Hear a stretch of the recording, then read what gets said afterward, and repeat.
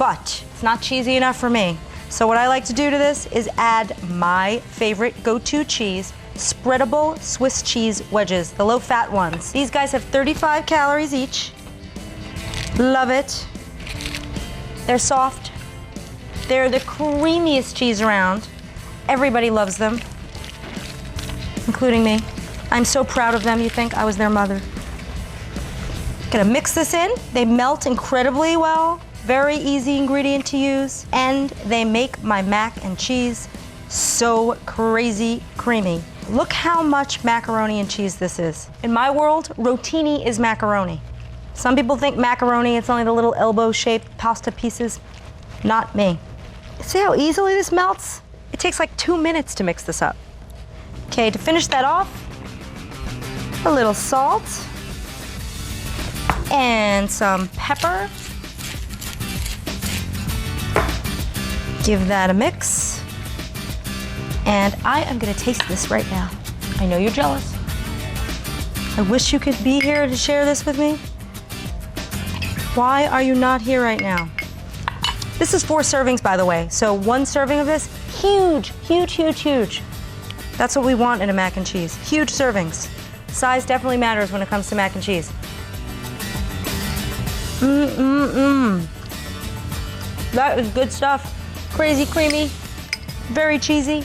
Kelly, I know you're gonna love this. I think your mom is gonna approve of this. I know she will. Now, I'm gonna check out my Q the pulled pork that's been cooking on high for 4 hours.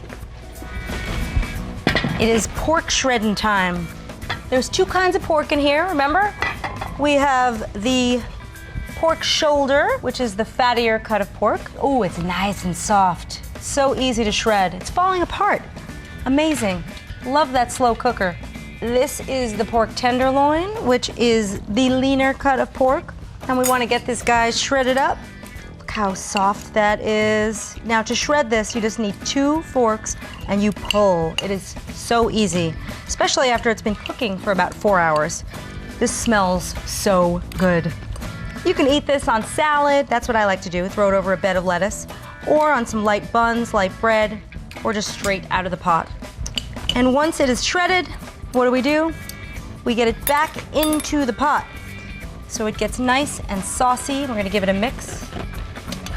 This is a great recipe to serve people when they come to visit you. Love that. Mix that up. That is hot and sweet smelling. I feel like I'm in Memphis.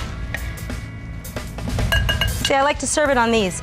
I don't know if you know about these flatbreads, 100 calories, 80 calorie whole wheat buns. Everyone loves them. Great to serve company. But for now, I'm just gonna taste this stuff. Into my bowl. That is hot.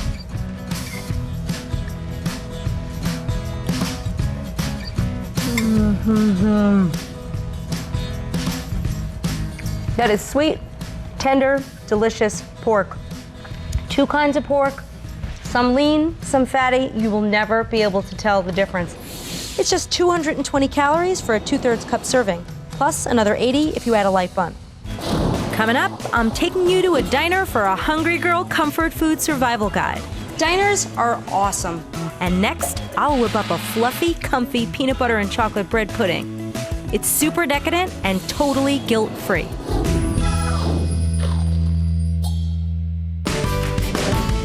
I am doing comfort food here the Hungry Girl way, and right now, we're off to a diner where comfort food is everywhere.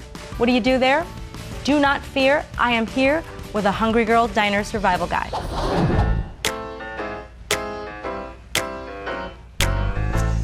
Okay, you had the Meat Lover Scramble, that's 870 calories. And you had the Country Fried Steak with gravy, that's 1,130 calories. Diners are awesome, but they're not called greasy spoons for nothing. That's why I put together a Hungry Girl Survival Guide. Check it out.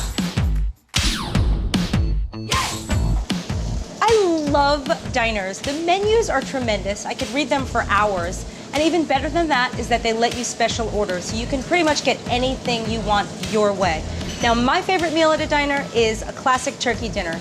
but I, of course, get it the Hungry Girl way. So instead of having mashed potatoes and stuffing and having it all smothered in gravy, I get some nice white meat turkey slices, some steamed veggies, some cucumbers and tomatoes, all the low-calorie, really good for you stuff, and I get some gravy on the side and dip. I don't pour.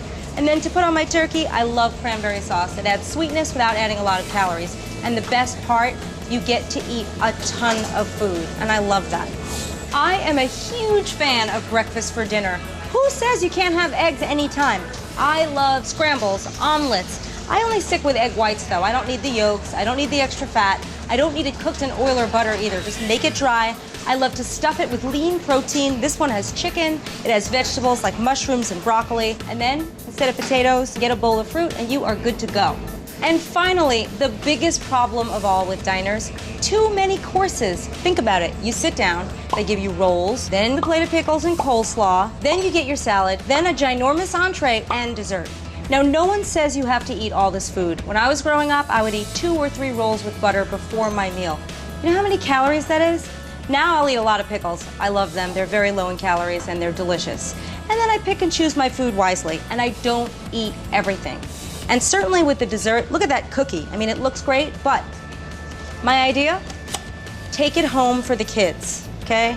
No one says you have to eat it all. And that was my Hungry Girl Diner Survival Guide. And just like a late night diner, I too am always open. So if you have questions, comments, suggestions, you just want to say hi, send me an email. Do it. For more HG, check out cookingchanneltv.com/hungrygirl. Coming up, I'll change the way you look at bread pudding forever. Stick around.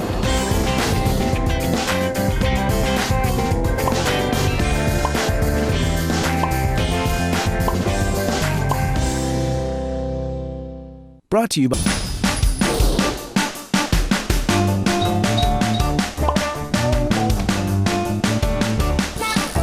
It's been all about comfort food today, from my mac and cheese to my pulled pork, but you didn't think I would forget about dessert? Not a chance. What is more comforting than peanut butter, chocolate, and bread pudding? Nothing. Here's my PB and chocolate bread pudding.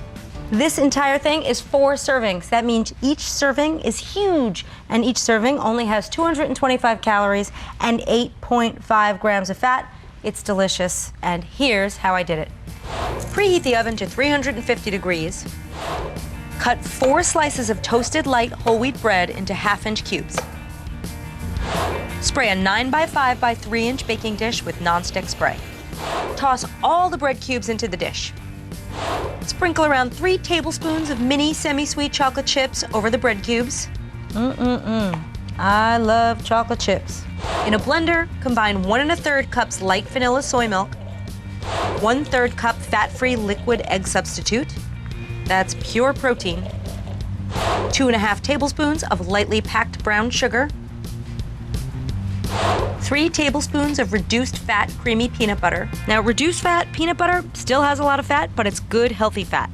Sometimes you just gotta use your fingers. And a dash of salt. Blend at medium speed until smooth. Pour the mixture over the bread cubes and chocolate chips. Make sure all the bread is completely covered. Let stand for 5 minutes to allow the peanut butter liquid to fully soak into the bread. Now place into a 350-degree oven and bake until firm. This baby was in the oven for 45 minutes. It's out, it's cooled down a bit, and I'm gonna try some right now.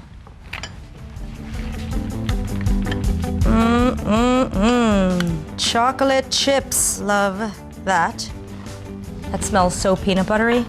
Why do I love peanut butter so much? Of course, a little fat-free whipped cream.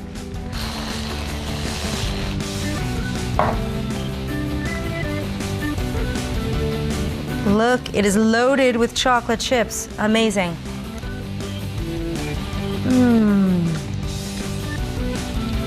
So peanut buttery. That is incredible bread pudding.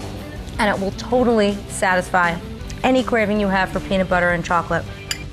You know, all this comfort food has put me in the best mood.